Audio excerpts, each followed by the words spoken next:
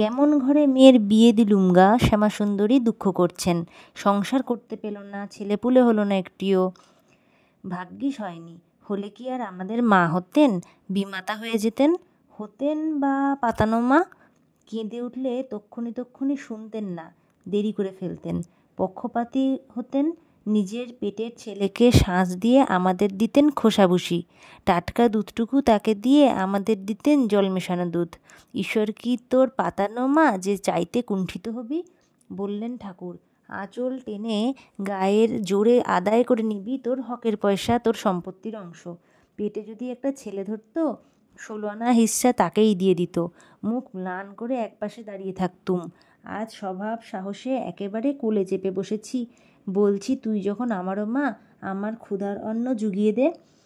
একটি দুটি ছেলে নিয়ে কি করবে আপনার মেয়ে?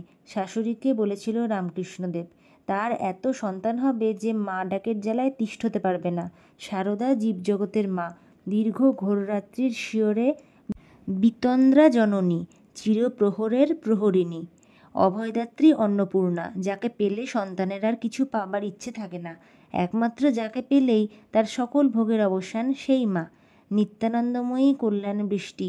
যদি একবার ঈশ্বরকে মা বলে ভাবা যায়, তাহলে আর ভাবনা থাকে না, যেহেতু কিছুই আর চাইতে হয় না তার কাছে। কৃপা, মার কৃপা তো স্বাভাবিকই। অগ্নির কাছে কেউ কি আর দীপ্তি কামনা করে? জলের কাছে শীতলতা। আমি কি শুধু সতের মা? বললেন শ্রীমা, আমি সত্যের মা, তাই আমি শুধু সতের মা নই, আমি অসতেরও মা। যে ছেলে ধুলোবালি মেখে আসে তাকে কি মা ধরেন না? তাকে আরও বেশি করে ধরেন। গুণরহিত পুত্র অধিক দয়া।